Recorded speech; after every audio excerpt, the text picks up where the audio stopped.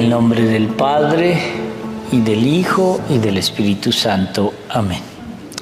Ven, Espíritu Santo, entre nosotros, para entender tu palabra como tú la querías siempre. Yo quería hacer hoy una pequeña, no irnos por muchas cosas, sino una síntesis, una pequeña meditación de Cuaresma. Cuaresma. Ya estamos en la primera semana de Cuaresma. Pero más que cualquier cosa es como una especie de recapitulación de lo que hemos hecho las últimas 2 semanas, reuniendo lo que hicimos en Placid Lake Placid, y sigamos con esto como vamos a seguir como la espiritualidad de Santa Teresa de Jesús, Santa Teresita del Niño de Jesús, San Juan de la Cruz, para entender qué nos puede regalar el Señor en esta Cuaresma. Santa Teresa decía algo bien lindo: qué fácil es agradar a Jesús, basta con que nos dediquemos a cautivar su corazón. Lo único que hay que hacer para seguir a Jesús es amémoslo y ya. Más fácil no se puede, ¿cierto? Pero ella nos recuerda algo bien bonito. El mérito está en amar mucho. Pero se nos olvida algo. La Cuaresma no consiste en dar, sino en recibir. Y que nos abramos al amor de Dios. Esa es la clave. No es que yo me dedique allá fanáticamente. No. Abrámonos al amor de Dios. Dejémosle a Dios que nos ame como Él quiera, pero dejémoslo. La Cuaresma siempre lo hemos visto como un cambio de mentalidad, como un cambio de costumbre. No. La Cuaresma es un cambio de mirada. Durante este momento, este tiempo, vamos a dejar de mirarnos a nosotros mismos, y vamos a mirar hacia la cruz. Vamos a mirar a Cristo. Vamos a mirar a alguien que murió por ti y por mí. El cambio de mirada siempre es dejar de mirarnos a nosotros mismos y mirarlo a Él en la cruz.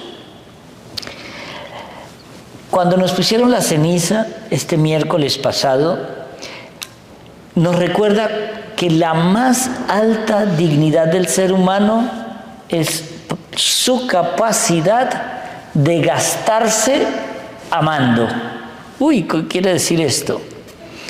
El Señor nos está llamando no a un amor frívolo. Ustedes se imaginan que conocen al novio de su vida o a la novia de su vida y es linda, es tierna, es de todo.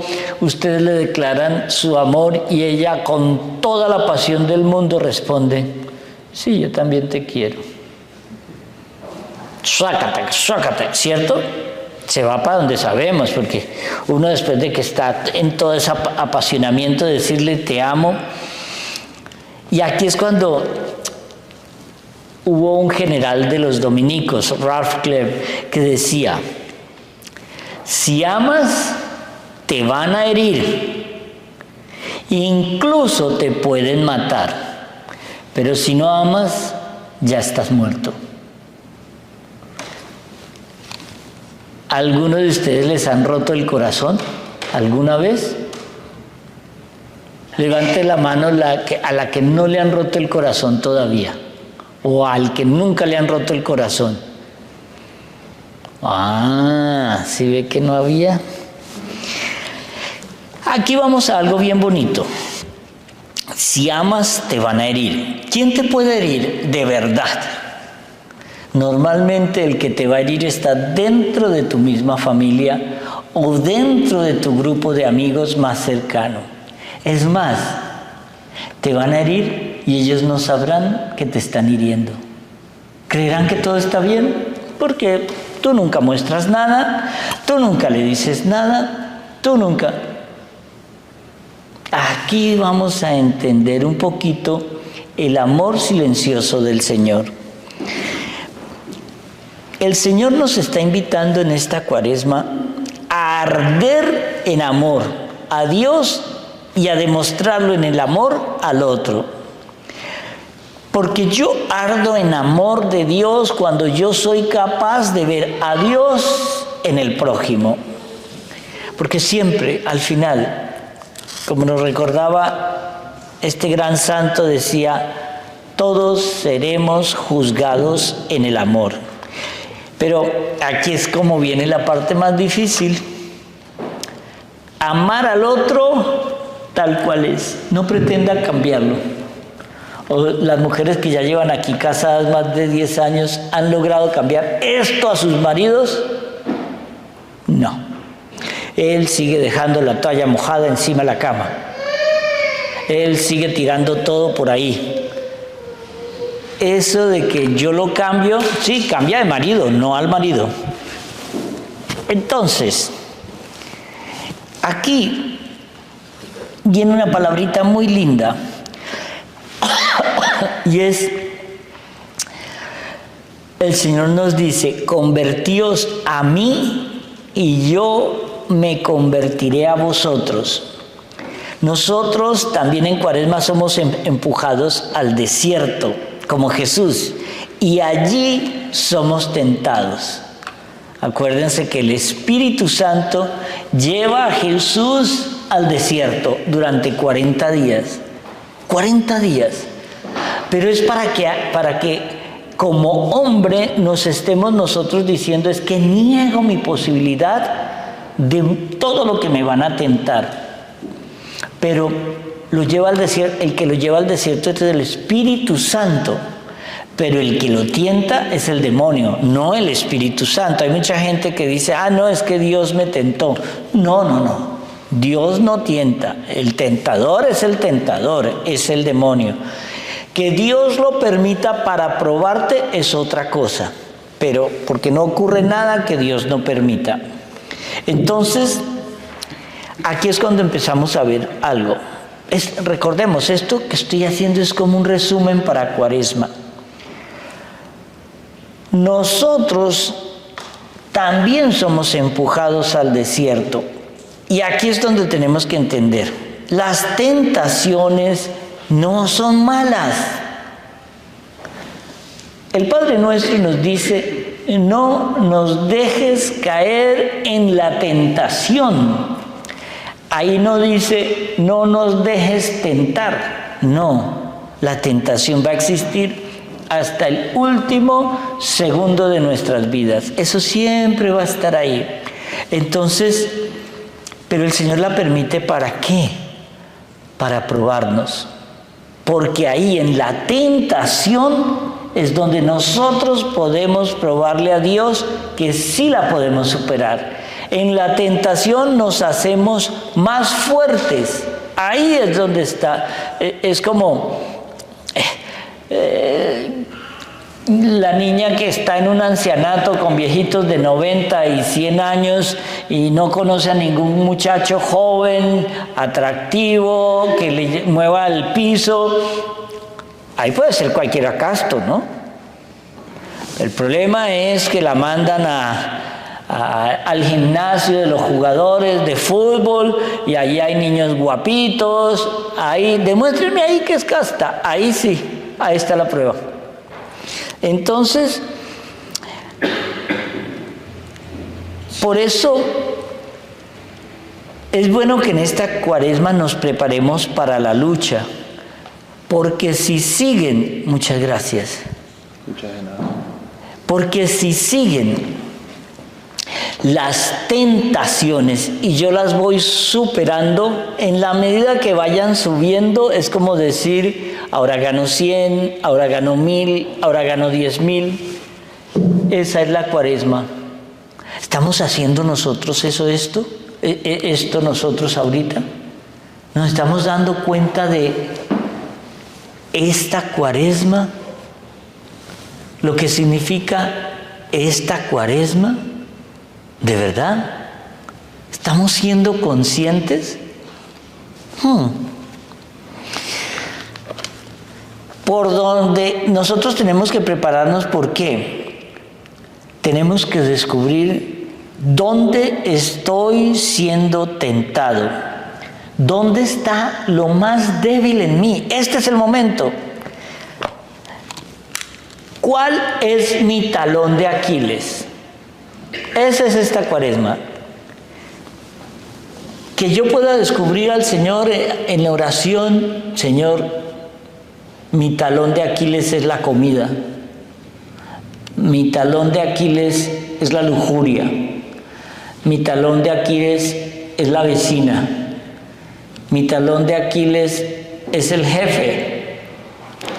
¿Por qué? Porque cuando yo estoy en esa oración verdadera, yo he descubierto que mi talón de Aquiles es la pornografía, o mi talón de Aquiles es la ira. ¡La ira! Creemos que no, pero es uno de los pecados que nadie confiesa. La ira. Y la disimulamos de impaciencia. Pero la ira es más peligrosa muchas veces que otras. Bueno, en realidad los pecados todos son peligrosos, pero la ira es un pecado que pocas veces confesamos. Entonces, esa debilidad que hemos descubierto, la traemos y se la presentamos al Señor. Y es ahí cuando le decimos: Señor, mi debilidad es esta. Y como es mi debilidad, te la traigo para que tú la fortalezcas. Pero esta es mi debilidad. Señor, mi debilidad es la pereza. La pereza, no puedo con ella, me doblega. Aquí te la traigo. Tranquilo que el Señor te va a levantar todos los días a las 5 de la mañana. No te va a gustar, pero esa es la manera. ¿Cuáles fueron? Al inicio de esta Pascua hablábamos el domingo de las 3 tentaciones de Jesús, ¿cierto? El tener, el poder y el placer. Esas fueron las 3 tentaciones de Jesús. Entonces, en el tener es la primera tentación que le hace en el desierto, inmediatamente después de los 40 días de ayuno. Puedes convertir esas piedras en panes. Eso es algo así como estamos preocupándonos siempre por nuestro bienestar y nuestro bienestar y nuestro bienestar, y quiero estar bien y cómodo, y quiero estar bien y que nadie me moleste. Y solo nos concentramos en el bienestar. Entonces, no pensamos solo en nuestro pan. Ese es el éxito de la Cuaresma. Dejar de pensar en mi pan, y empezar a pensar en los que no tienen ese pan. O sea, imagínense esto por un segundo. El Señor lleva 40 días sin comer. El demonio le dice que puede convertir esas piedras en pan. Pero el Señor no estaba pensando en ese pan. Él estaba pensando en ejemplo para todos nosotros. Porque es cuando dice: no solo de pan vive el hombre, sino de toda palabra que sale de la boca del Señor. Esta mañana veía un video, no sé si ya está viral o algo así, pero fue espectacular. Es la historia de un musulmán que se convirtió al cristianismo leyendo el Corán. ¡Wow! Es que es espectacular. Entonces él le va explicando que en el Corán es claro cuando dice que Mahoma era el profeta, pero que Jesús era un profeta por encima de Mahoma. Que Mahoma murió, pero Jesús no ha muerto. Pero una de las clases que más me impactó, ahí creo que la Sura 19, dice algo espectacular. Cuando sientas que ni las palabras de Mahoma ni el mismo Corán te responden tus preguntas, vete a la Biblia de los cristianos. Ahí están las respuestas. ¿No les parece? Está en el Corán. Ahí dice, lo reconoce a Jesús. Es como lo que pasaba en la Edad Media, que si algún mensajero traía una mala noticia, mataban al mensajero. Tu mujer te engaña, maten al mensajero. ¿Sí me explico? Es como si mandan al florista a llevarle flores a la novia y la novia coge a besos al florista. ¿Sí ve? Nos quedamos en la mitad. ¿Por qué no llegar? Si estamos reconociendo que, ojo, el Corán dice, la palabra se hizo carne en Jesús. ¿Ustedes habían oído eso alguna vez? Yo les voy a hacer una charla sobre el Corán y el cristianismo. La palabra se hizo carne en Jesús. Y entonces este musulmán hacía una pregunta interesante a su líder espiritual. Si la palabra se hizo carne en Jesús, ¿Jesús era creador o era creación?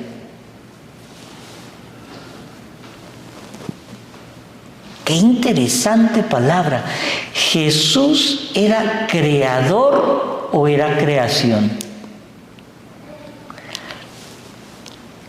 Si Jesús era creador, entonces es Dios. Pero al mismo tiempo era creación del Creador como hombre. Pero el mismo Corán te dice, Dios todo lo puede y puede hacer a un hijo solo de la madre. ¿Cómo es posible que no lo veamos? ¿Cómo es posible? Yo creo que no han leído el Corán los musulmanes. Pero viene aquí a decirnos el Señor en esta primera tentación del tener, no nos desviemos del dolor ajeno. El dolor ajeno tiene que convertirse en mi prioridad.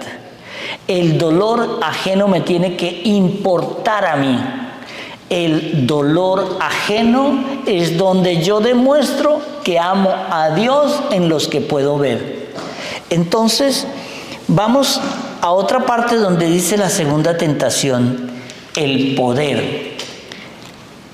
El demonio como que traslada al Señor. Los que han tenido la oportunidad de ir a Jericó, Jericó es la primera vez que yo llegué allí ustedes estaban chiquitos, creo que fue como en el 90, 91, en la guerra en la invasión de Irak a Kuwait, yo fui allá y llegué a Jericó y me pareció tan feo. Es como calles desérticas, polvo, tierra, todo es amarillo, amarillo, amarillo. Ustedes saben que Jericó lleva ya un castigo divino porque Jericó es la ciudad una de las ciudades o la más antigua del mundo. Tiene datos arqueológicos que es una ciudad que tiene por lo menos 15.000 años de antigüedad. Y cuando usted ve hacia la montaña, hay una esplanadita como una mesetica y luego allá atrás otra montaña, la misma montaña, y ahí es donde se cree que fue llevado el Señor para la tentación del demonio. Y ahí el demonio le dice, desde aquí le muestra todos los reinos del mundo y le dice, si te postras ante mí te daré poder y gloria. La gloria es de Dios. Él estaba ofreciendo lo que él no tiene. Y él no tiene más poder que el que Dios le permite que tenga. Entonces es un poder temporal y supeditado a que Dios lo deje actuar. Él, para venir a tentarnos, siempre tiene que hacer lo mismo. Mire, ustedes creen que vamos a elegir a alguien al azar, vamos a tentar a Verónica del Valle. Pero él lo pregunta primero. Señor, ella se la pasa haciendo todas las novenas del mundo, tiene las rodillas peladas, hace se oye la misa en español, en inglés, en criol, y está aprendiendo criol para hacer el rosario también. Entonces, Señor, pero él consulta primero. Vamos a tentarla. Y el demonio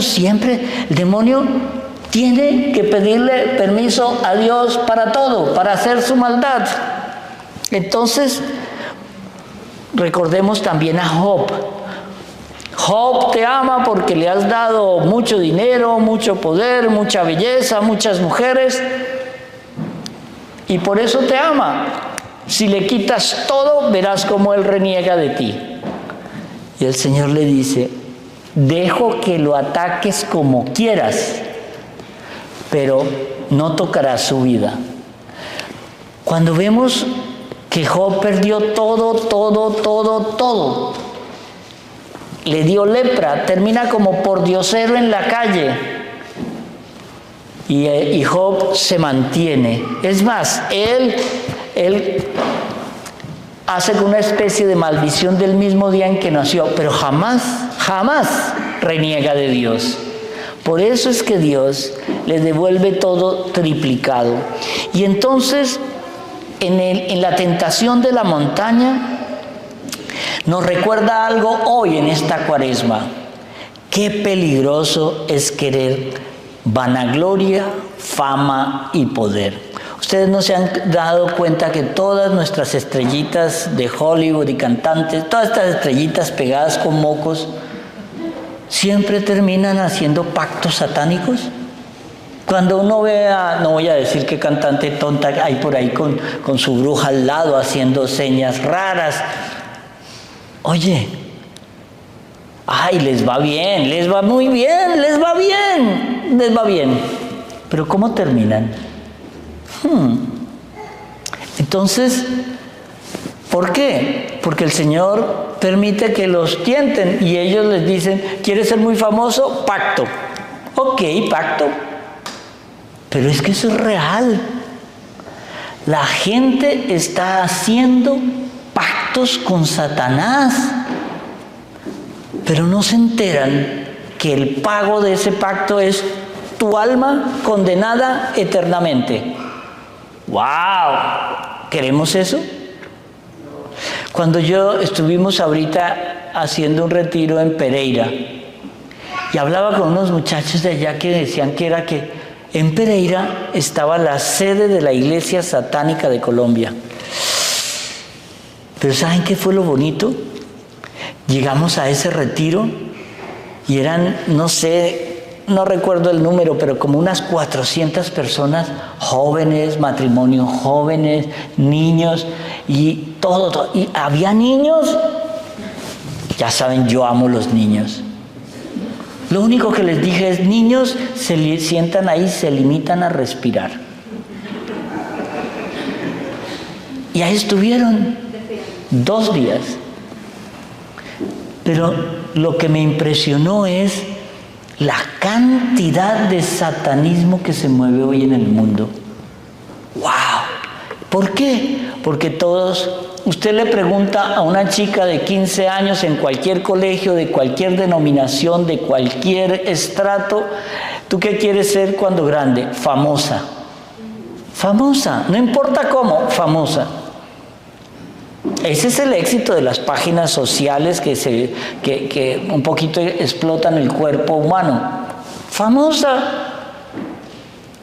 Eso es todo lo que yo quiero, ser famoso. ¿Cómo? No sé, si me tengo que empelotar lo hago, pero famosa. Entonces, nos desviamos siempre que no pensamos en la cruz.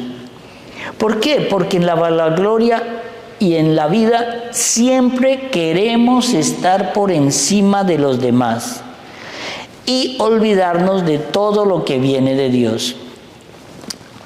El Señor nos enseña, para acabar con esa tentación, a aceptar nuestra vida como está hoy. ¿Cómo estoy hoy? Tengo problemas financieros. Ok, vamos a luchar para quitarlo, pero acéptalo, no reniegues. ¿Cómo estoy hoy? No, mi marido, mi mujer me dejó y estoy abandonado. Acéptalo. No, mi hijo se metió en drogas. Acéptalo. No quiere decir que no luches, pero al aceptarlo estoy diciéndole al Señor, Señor, mi hijo es mi debilidad. Aquí es donde estoy patinando, te lo entrego, pero se lo entregas a Él. Y vamos a ver hacia el final cómo la Virgen nos enseña eso.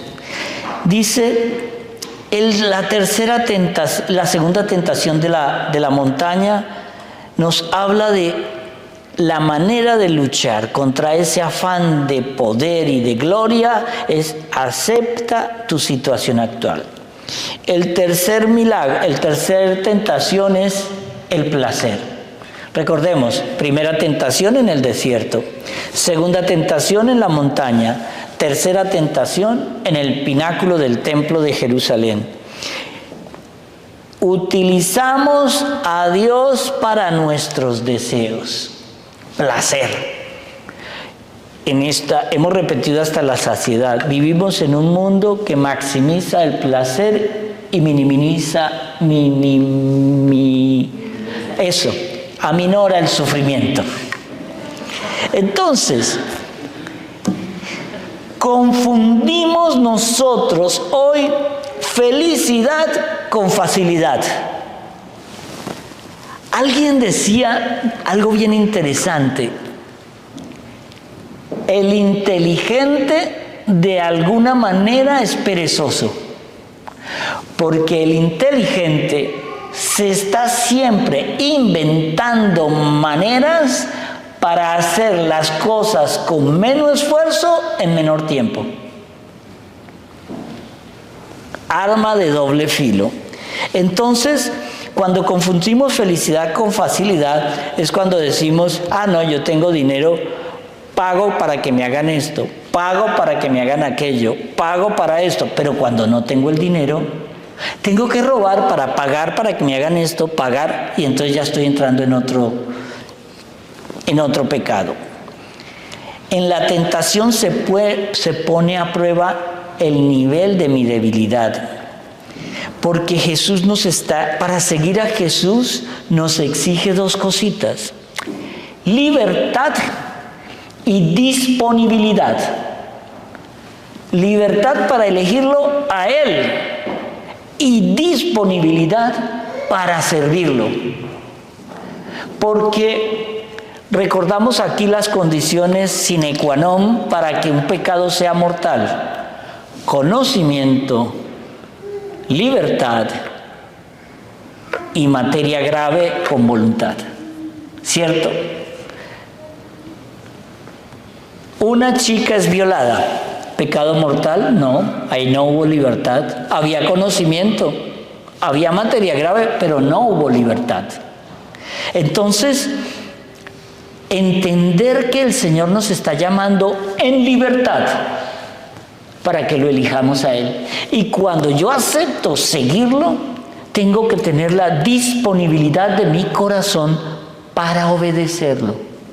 Eso nos da libertad. Nos dejamos siempre esclavizar por el mundo y el mundo nos vende la falacia de que la libertad es hacer lo que me da la gana. Normalmente, cuando ustedes tienen hijos adolescentes y te dicen, no, es que mi papá o mi mamá no me dejan hacer lo que me da la gana, casi siempre lleva implicado alcohol, sexo, rock and roll y drogas. Eso llaman hacer lo que me da la gana. Entonces, a este nivel, la Iglesia nos da en esta Cuaresma 3 armas: limosna o caridad, ayuno y oración. contra el tener el pecado el primer pecado, la primera tentación, contra el tener la limosna, compartir, contra el poder, el ayuno, para decir yo puedo, y contra el placer, la oración. Entonces, la oración bien hecha vence el deseo de placer, acaba con él. ¿Por qué nos hemos acostumbrado a creer que el placer es malo? No. El placer es un don, una gracia de Dios. El placer, el Señor quiere que seamos felices. Hombre, sí.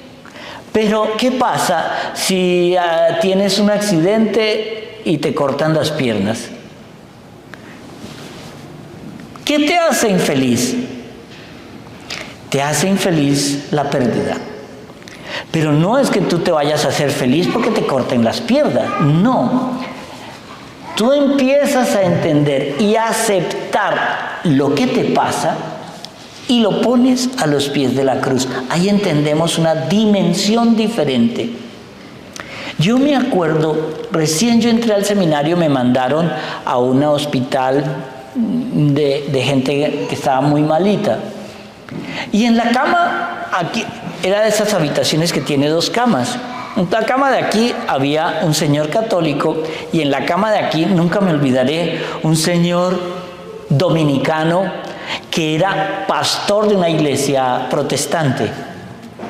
Y lo que más me dio curiosidad es que yo le hablaba a este señor de esta cama y le llevaba la comunión, charlábamos sobre la Biblia, y a este señor, como a la segunda o tercera visita, me llama y me dice, muchacho, ya me cayó bien. Venga para acá. Sí, señor. Mire, hábleme de eso que está hablando usted allá, del credo ¿qué diferencia hay entre el credo niceno-constantinopolitano y credo de los apóstoles? ¿Qué es eso? No, yo le explicaba que ese era el credo, que en los 2 concilios se había hecho, cuál es la diferencia entre uno y otro, por qué este está así y ese está así. ¡Wow! Y estuve con él como 1 hora. En la siguiente visita, ya estaba yo más con el bautista que con él. Él sufría de una, ¿cómo se llama esto? De azúcar en la sangre, pero una diabetes galopante. Y empecé a hablar con él. Como a la tercera visita llega la hija que era ahora pastora. Y me dice la señora un poquito grosera, no sé por qué. Usted no puede hablar con mi papá, que no ve que está enfermo, le prohíbo, voy a hablar con la directiva del hospital. Y la coge el papá y le dice, venga aquí, muchachita, venga para acá. Usted, aunque yo esté enfermo, no me va a decir aquí con quién puedo y quién no puedo hablar. Me hace el favor, si tengo que bloquear a alguien, la bloquea usted para que no vuelva aquí. ¡Wow! Y continuamos. 2 meses después, él pidió el bautismo. Pero fue tan lindo la simbiosis que él pidió el bautismo y la hija estaba presente, un poquito calladita y a regañadientes, pero estaba ahí. Como a los 3 meses voy y le han cortado una piernita por la diabetes. A los 5 meses le cortan la otra. A los 8 o 9 meses le han cortado un brazo. Era la manera como él se expresaba en paz y libertad. Y le digo yo, no me acuerdo el nombre ahora, le digo yo, ¿y qué pasó ahora? Y no, aquí mi hija enterrándome a poquitos. Y le decía yo, pero ¿cómo así? Dice, sí, el Señor decidió que Él me quería a poquitos para poder entrar al cielo, porque me equivoqué durante muchos años. Lo lindo es cuando Él hace la primera comunión y le puedo llevar la comunión como un mes antes de que Él muriera. sin bracitos y sin piernas, tomó su primera comunión. Cuando uno ve que el Señor ilumina en la oración, y yo le preguntaba, ¿qué te ha cambiado tanto? Y él solo dijo, la oración. Oré. Por eso, cuando el Señor nos está llamando, que el placer es un don y regalo de Dios, nos recuerda algo. El placer es malo cuando lo utilizamos de manera egoísta y utilizamos a otro para que me produzca ese placer egoísta. Entonces, así el placer se convierte en un apego. Me apego. Mire, ustedes leen hace poquito la muerte de Gene Hackman. Este actor que ya con 95 años tenía Alzheimer. Y uno dice, esta mujer era 30 años más joven, muere de otra cosa, ella dura muertecita ahí como 8 días. ¿Y qué lleva a un hombre? De alguna manera hay que agradecer. El Señor le quita su razón.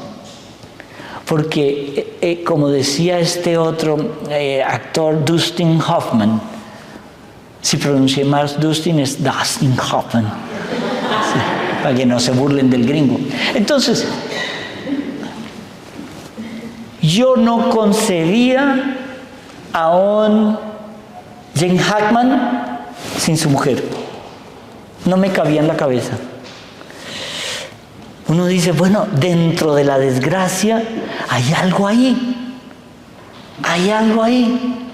Es una desgracia en la cual él se murió, pero quizá él no se enteró que estaba enfermo, él no se enteró que el amor de su vida se había muerto, no se enteró.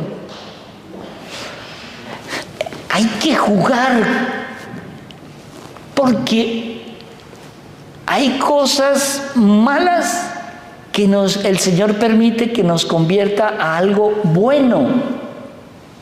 Hay cosas malas que nos pueden llevar siempre al Señor. ¿Cuándo? Cuando aceptamos la divina voluntad en nuestra vida. Como dijo en su momento Job, el Señor me lo dio, el Señor me lo quitó. Y aquí entramos en algo bien lindo. Es cuando, ¿cómo podemos aceptar esto? Cuando la oración la canalizamos y nos centramos en Dios. San Juan de la Cruz decía algo muy bonito. La oración es deleitarse en Dios a través de la contemplación. Y Santa Teresa de Jesús decía, a través de su humanidad llegamos a su divinidad. ¿Sabes qué quería decir eso? Todos los conventos carmelitas están llenos de cuadros de Jesús, de la Virgen, de la crucifixión, de la resurrección. Porque Santa Teresa decía que había veces que ella se quedaba mirando un cuadro y quedaba extasiada ante la belleza que le transmitía la mirada de Jesús en un cuadro. Y esa mirada humana la llevaba a la contemplación divina. Porque nosotros somos sentidos. Ustedes no se han dado cuenta que a veces ven un cuadro que les llena el corazón y dicen, ¿cómo es posible tanta belleza? Por eso los museos se llevan de gente y nadie sabe de arte, pero la belleza atrae. Entonces, aquí hay algo bien lindo. En 1554, Santa Teresa medía 1,80 y San Juan de la Cruz 1,49.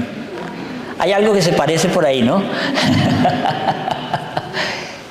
Pero miren esto tan bonito. Ella todavía no había entrado en esa conversión porque ella estaba en el mundo, porque ella era muy linda, pero bastó una vez que entró a un convento, todavía no era nada religiosa, y vio una cruz llena de llagas,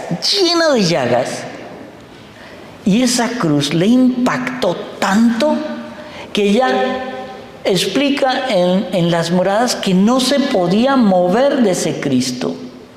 Y eso fue en el inicio de una cuaresma. No podía quitar la mirada del Cristo. ¿Ustedes no recuerdan esas palabras de San Juan Pablo II cuando a los jóvenes les decía: no tengáis miedo, miradlo a Él? No tengáis miedo, miradlo a Él. Entonces, la conversión de ella empieza de una manera, y es por eso esa frase: la humanidad de Jesús. El hecho de que el Verbo se hizo carne y se hizo visible a nosotros nos permite transformarnos en la contemplación para poder empezar a ver la divinidad de Jesús en nuestras vidas. Eso es lo más lindo. El corazón de Santa Teresa se partía de ver las llagas. Yo los invito en esta cuaresma a encontrarse con Cristo. Pero durante la cuaresma, encontrémonos con la pasión de Cristo. Por un segundo, en la oración, cerremos los ojos e imaginémonos cómo nuestro Señor, cuando fue detenido, lo llenan de escupitajos. Y en el torrente Cedrón, que era un caño de aguas negras, lo dejan caer ahí, amarrado. Y él se llena de las mayores inmundicias que puede haber en un caño. Y él no estaba mirando su dolor. Él te estaba mirando a ti. Estaba mirando cuando sufres. Estaba mirando cuando oras. Estaba mirando cuando lloras. Cuando yo sigo caminando en la pasión del Señor y lo veo amarrado a esa columna donde su carne es desgarrada en cada latigazo, y Él levanta la mirada y te mira con esos ojos de misericordia, solo diciéndote: hijito, no te preocupes por mí. ¿Qué quieres? ¿Cómo te puedo ayudar? ¿Qué necesitas? Y Él está siendo desangrado, Él está siendo humillado, Él está siendo desgarrado. Y luego en esa cruz, cuando es traspasado, y me doy cuenta que soy yo el que tengo el martillo en la mano, clavándole esos clavos al Señor. No es el soldado romano. Soy yo cada vez que peco, soy yo cada vez que quiero hacer la divina voluntad a mi manera. En otras palabras, estoy haciendo la voluntad humana. No quiero aceptar lo que el Señor me puso. No quiero aceptar cómo es mi vida hoy. Y el Señor solo te está diciendo: hijito, tranquilo, todo va a estar bien. Solo mira mi cruz, mira mi cruz, mírame a mí en la cruz. La mejor manera de vivir esta cuaresma es mirar la cruz de Cristo y mirar lo que cada uno de nosotros le hacemos, porque cada vez que le clavaban esa corona de espinas que atravesaba su cráneo y llegaba hasta sus ojos, Él está pagando nuestros pecados, porque Él no cometió pecado. Si podemos ver esa cuaresma donde yo cambie mi mirada hacia la cruz, yo puedo empezar a entender que es su sufrimiento y su pasión lo que a mí me llevará a no pecar. Cuando nosotros estemos así, empezaremos a cambiar y a darnos cuenta: si Él hizo eso, es porque su amor es un amor de loco, porque Él nos ama con locura. Cuando estés sufriendo, mira a Cristo llagado, que está esa visión de la noche después de la flagelación, cuando Él lo tienen colgando de los brazos, empinado en esa cueva fría. Era toda la noche fría y temblando, y Él te volteaba a mirar a ti y te decía: hijito, ¿qué quieres? ¿Qué necesitas? ¿Qué puedo hacer hoy por ti? ¿Qué más quieres que haga si estoy aquí sufriendo por ti? ¿Qué más puedo hacer por ti? Mirarle cargando la cruz, mirar esos hermosos ojos que Él está olvidando su propio martirio para ayudarte a ti. De la cruz de Cristo brota el amor y la misericordia de Dios. Ahí, en ese momento, cuando yo estoy concentrado en la oración y en la pasión del Señor, es cuando la oración se hace contemplativa. Y es cuando empieza el cruce de miradas. Y decía Teresa de Jesús, Él me miró primero. Ese cruce de miradas donde yo siento el amor, siento su entrega y siento que yo no he hecho nada nunca por Dios. Ahí, en esa oración contemplativa y silenciosa, es cuando de verdad podemos entender que tenemos un Dios que nos ama con locura. Cuando yo contemplo a algún amigo, hermano, y lo puedo mirar con los ojos de Cristo, no tengo por qué condenarlo ni juzgarlo, porque Cristo también lo ama a Él. Cuando vemos que alguien habla mal de nosotros, no tengo por qué condenarlo ni juzgarlo. No sabemos las heridas que esa persona trae en nuestra vida. Necesitamos fundirnos en una mirada con Jesús. Llegar a que este sea nuestro monte Tabor, nuestra verdadera transfiguración. Había muchas monjas carmelitas que le decían a Teresa que ellas estaban dispuestas a recibir la ira de Dios sobre ellas y se disponían a eso. Y Santa Teresa les dijo un día: ¿por qué no te preparas mejor a recibir todo el amor que Cristo tiene y que nadie quiere recibir? Esa es la Cuaresma. Prepararnos a recibir el amor que no queremos recibir. Él que es todo amor. Él que tiene amor para darnos, porque nosotros estamos necesitados de perdón, estamos enfermos, solo tenemos que reconocer nuestra pobreza, nuestra nada, incluso llegar a amar esa pobreza. La miseria del hombre se abre a través del amor de Dios, a través de la cruz. Nadie va al Padre si no es por Cristo. Entonces, sentirnos pequeños es estar preparados al abrazo del Padre. La caridad cubre multitud de pecados. Señor, no soy nada, pero necesito tu abrazo. Santa Teresita decía que el abandono no es pasividad.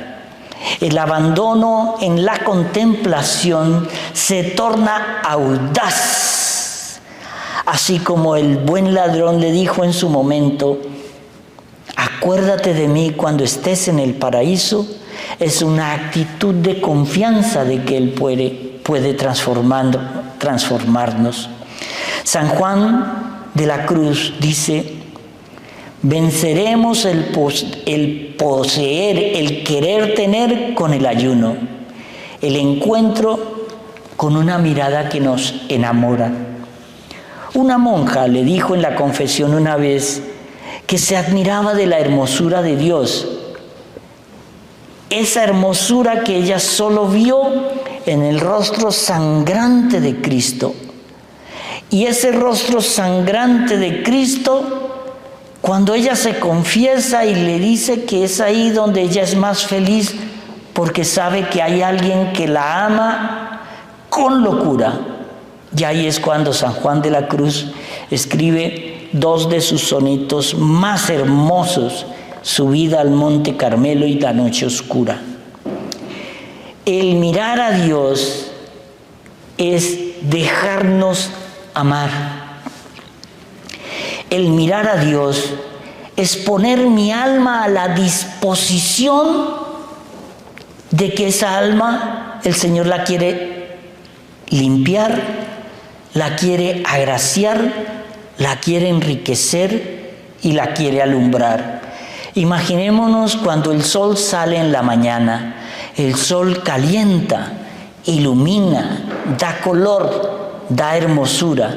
Esa es cuando nos dejamos iluminar por la belleza del amor de Dios. ¿Qué tengo que hacer para vivir eso? Si tus problemas son tus pecados, ejercita la misericordia. No me quitarás, Dios mío, lo que un día me diste en tu Hijo, Jesucristo. Y tenemos que exigirle a Dios Padre que nos permita entender el amor de Jesús, porque en Cristo ya lo tenemos todos. Porque el Señor le gritó al Padre, míos son todos los pecadores. El desapego es considerar que en Cristo lo tenemos todo, no necesitamos ya nada más. En su muerte y resurrección ya estamos con Cristo. Por eso tenemos que abrirnos a la gracia que Dios nos deja en libertad. En esta Cuaresma, acompañemos a Cristo en su pasión para entender que tenemos que ser amor para otros. El ayuno nos encuentra y nos ayuda a encontrar la mirada. Dejar de mirarnos a nosotros mismos, mirar la cruz. En Dios lo tenemos todo y eso nos llevará a Dios. Y así los deseos de tener, poseer y placer los puedo canalizar hacia Dios para encontrarnos con su cruz. María, la Virgen, ahí nos enseña, al pie de la cruz, la importancia de confiar y creer. Y pidámosle a ella, ayúdame, Madre, a profundizar en la palabra de Dios, a ser más constante y fiel en la oración. Ayúdame a entender este llamado para responder al llamado del amor. Gracias, María, por caminar junto a mí en el camino de la cruz. Amén.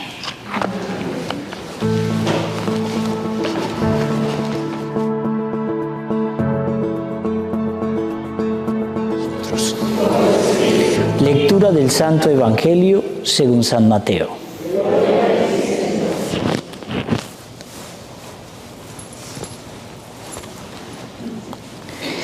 En aquel tiempo dijo Jesús a sus discípulos: al orar, no multipliquen las palabras como hacen los paganos, que piensan que por mucho hablar serán atendidos. Ustedes no recen de ese modo, porque antes que pidan, el Padre sabe lo que necesitan. Ustedes pues, oren de esta forma: Padre nuestro que estás en los cielos, santificado sea tu nombre, venga tu reino, hágase tu voluntad en la tierra como en el cielo. Danos hoy el pan de este día, y perdona nuestras deudas, como nosotros perdonamos a nuestros deudores. Y no nos dejes caer en la prueba, sino que líbranos del malo. Queda bien claro que si ustedes perdonan las ofensas de los hombres, también el Padre Celestial los perdonará. En cambio, si no perdonan las ofensas de los hombres, tampoco el Padre los perdonará a ustedes. Palabra de Dios.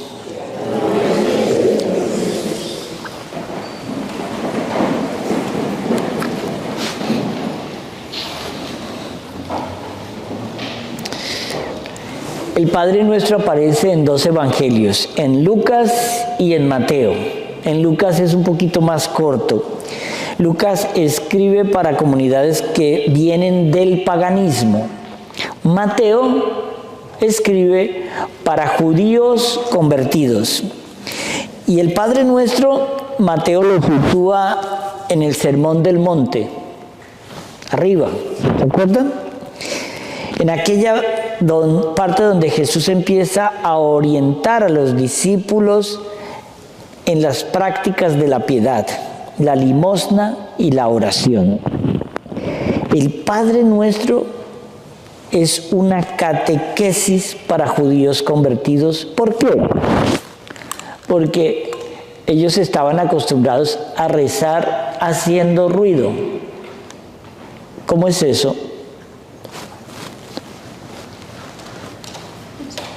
Todo el mundo tenía que verlos orar. ¡Ah! ¡Qué bueno es! Ora mucho. ¡Qué buena esa mujer! Se la pasa en la iglesia de rodillas. ¡Qué bueno! El Señor nos dice, cuando tú oras para que otros te vean, ya tienes lo que ibas a recoger. Porque el que tiene que ver tu oración está en el cielo.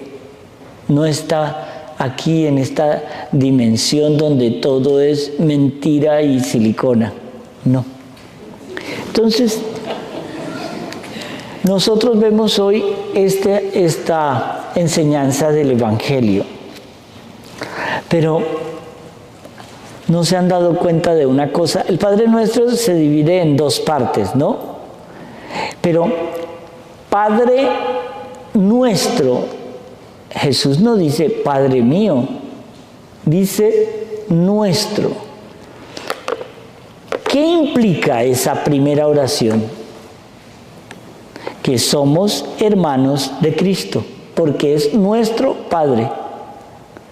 Él nos hace hermanos de Cristo y nos hace al mismo tiempo hijos adoptivos del Padre, solamente en el inicio del Padre Nuestro. Padre Nuestro. Pero en el arameo no dice Padre, dice Abba. Apaíto mío. Así era como los niños llamaban a sus papás en el mundo judío. O papi mío. Usted le dice a su papá, Padre, pásame la sal. Papi, ¿me pasas la sal? ¿Sí el nivel de confianza? Denota dónde está Dios, Padre, en los cielos. El otro día alguien me preguntaba, pero Padre, si yo estoy aquí, miro para arriba, miro el cielo, pero los que están en Japón, ¿qué ese es otro cielo? Volvamos a leer la oración.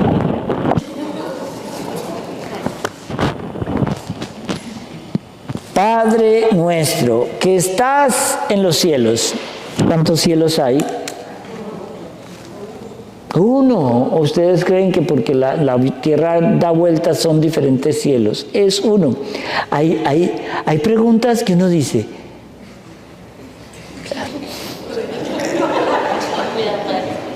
Misericordia. Yo quedo impresionado. Dice, el nuestro acentúa la conciencia de que todos pertenecemos a la gran familia humana de todas las razas y credos. Todos somos hijos de Dios.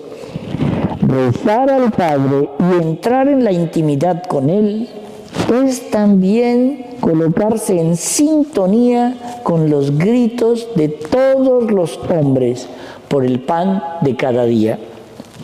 Es buscar el reino de Dios en primer lugar y la experiencia de Dios como nuestro Padre es el principio fundamental de la fraternidad universal. 3 pedidos por la causa de Dios: el nombre, el reino y la voluntad. Hágase tu voluntad, venga a nosotros tu reino. En estos días leía a San María di Francia, que fue el confesor de Luisa Picarreta. Qué curioso cómo son las profecías del Señor. El confesor de Luisa Picarreta ya es santo, Luisa no. Y el Señor le advirtió que no sería canonizada en este siglo. Entonces, María di Francia nos decía en esta parte cosas tan lindas como que no nos hemos dado cuenta que somos príncipes con Jesús. Cuando a usted le entre la depresión, se vea calvo, gordo y arrugado, no le entre la depresión. Recuerde que usted es un hijo favorito de Dios. Hermano, somos hermanos, él y yo. Él y nosotros. Hermanos del Creador del universo. Es que esto es muy grande, muy grande. En estos pedidos, Él revela ese nombre de Yahvé. Pero se nos olvida que Yahvé tiene una dimensión diferente. Yahvé es Dios con nosotros, es el significado de Yahvé. Dios con nosotros. Y ahí empieza a tener un matiz. ¿Por qué? Porque cuando yo empiezo a pedir hacer la voluntad de Dios, es obedecerlo. Hágase tu voluntad en la tierra como ya es en el cielo. En algún momento no se hizo la voluntad de Dios en el cielo cuando Lucifer se rebeló. ¡Ah! No lo sabía. Por eso se condenó. Pero el Señor en su misericordia crea el infierno. El infierno es una muestra de la misericordia de Dios. ¿No quieres estar conmigo? Tranquilo, ahí tienes el infierno. Te vas a quemar un poquito, el resto de la eternidad, pero tú elegiste.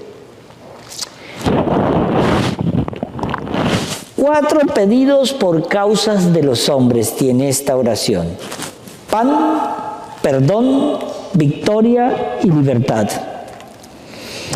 Las 4 pedidos muestran cómo deben ser transformadas las estructuras de la comunidad para que todos vivamos con dignidad. Recordemos, el judío se creía que ya ellos eran la última Coca-Cola del desierto, y lo son. Dios eligió a una nación para irla purificando y nacer en esa nación. Jesús era judío y era de religión judía. Pero en la Biblia leemos cosas muy graves. Maldito aquel que maldiga a mi pueblo. Biblia. ¿Le suena a alguien que haya dicho maldito Israel últimamente? No voy a decir que fue Hugo Chávez.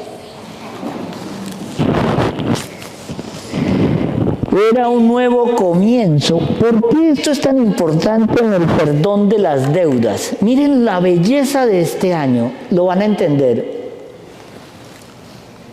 Cada 50, en realidad es cada 49 años, los judíos tenían la tradición de perdonarle a todo el mundo todas las deudas.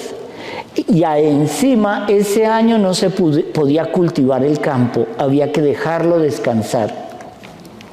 Eso se conocía en la tradición judía como año jubilar. ¿Nosotros dónde estamos en el 2025? Año jubilar. ¿Ustedes entienden la importancia de este año? Donde el Señor está dispuesto al perdón de todo. O sea, todas las porquerías que hemos hecho en los últimos 50, 60 años, todo borrón y cuenta nueva. Podemos hacerlo, pero ¿lo estamos pidiendo? ¿Sí lo estamos pidiendo? Por lo que yo veo, la única que lo pidió fue Verónica del Valle. Entonces, miren la belleza cuando dice, esto es muy radical, yo vencí al mundo, Juan, pero es muy peligroso esto, ojo. Y perdona nuestras deudas como nosotros perdonamos a nuestros deudores.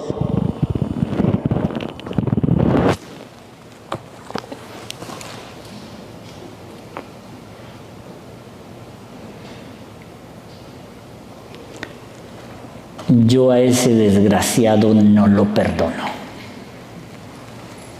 Me traicionó. Ese imbécil se robó mi dinero. No lo perdono. Y el Señor recalca, una vez se ha acabado la oración, recalca. Queda bien claro, ya les advertí como quien dice, que si ustedes perdonan las ofensas de los hombres, también el Padre Celestial los perdonará. En cambio, si no perdonan las ofensas de los hombres, tampoco el Padre los perdonará a ustedes. Es una sentencia de Jesús. ¿Entendimos? Es que tenemos que perdonar porque sí y porque no. Si yo me muero sin perdonar, esa misma reglita va a estar allá. Es que no le perdono a mi madre. Mire, esta mañana estábamos haciendo una oración que puede llamarse de liberación, de lo que sea. Y en esa oración de liberación hay una frase muy interesante que dice, Señor, perdono a mi madre cuando me quiso abortar. Perdono a mi padre cuando quería que yo no existiera. ¿Ustedes no se han puesto a pensar por un segundo cuántos de nosotros aquí sentados somos fruto de una decisión de un segundo cuando nos estaban embarazadas y dijeron no quiero tener este niño y al final lo tuvieron? Es un segundo, es una definición de un segundo. Por eso, en las liberaciones es tan importante ese perdón. Hay personas que tienen relaciones muy malas con sus padres, pero si uno se va a mirar lo que el Señor decía es, todos estamos heridos, todos. Pero la oración de esta Cuaresma debe servirnos para reconocer y saber dónde está mi debilidad, quién me ha hecho daño, pero lo más importante, a quién le he hecho daño y no me he enterado. A veces un comentario, a veces una peleita, a veces algo elemental y le hicimos daño a alguien. Un chiste en un momento que no debía ser, despertó ese complejo de inferioridad e hicimos daño. Y no nos hemos enterado. Por eso nosotros necesitamos perdón. Necesitamos pedir perdón. Necesitamos que nos perdonen, pero sobre todo necesitamos perdonar. Siempre habrá alguien que hemos herido y no nos hemos enterado. Siempre habrá alguien que nos hirió y de eso sí nos enteramos. Que este Padre Nuestro de hoy sirva para continuar en esta meditación de Cuaresma, para entender que el perdón es fundamental a la hora en la que yo quiero ser perdonado. No se vayan al ataúd sin perdonar, porque si se mueren sin perdonar, están metidos en un lío. En lo que yo hago de llevarle la unción a los enfermos es lo que más escucho en los hijos y en las esposas. Papá, yo sí te quería, pero no tenía mucho tiempo. Mamá, yo sí te quería, pero es que tu genio. Y así. Esposos que no se perdonan y al final vienen a abrazar a un ataúd donde ahí ya no hay nada sino unas cenizas que no han terminado de cuajarse. Nosotros tenemos que perdonar todo el tiempo, porque ¿qué hizo el Señor cuando los romanos y los judíos lo mataban? Perdónalos, Señor, no saben lo que hacen. Cada vez que nos sintamos nosotros ofendidos, siempre piensa, ¿quién sabe qué heridas tiene ese tarado? Perdón, ese prójimo. No sabemos las heridas del otro. No las sabemos. No sabemos por qué la gente... ¿Cuántas veces no hemos dicho nosotros palabras contra alguien que ni sentimos? Ni sentimos. Pero es el poder de la palabra también en Cristo genera vida. Una palabra maldicha en nosotros genera muerte, destrucción y dolor. Pidamos perdón al Señor por todas las cosas malas que hemos hecho. Y digámosle al Señor, Señor, de verdad, voy a hacer un acto de contrición y voy a perdonar. Amén.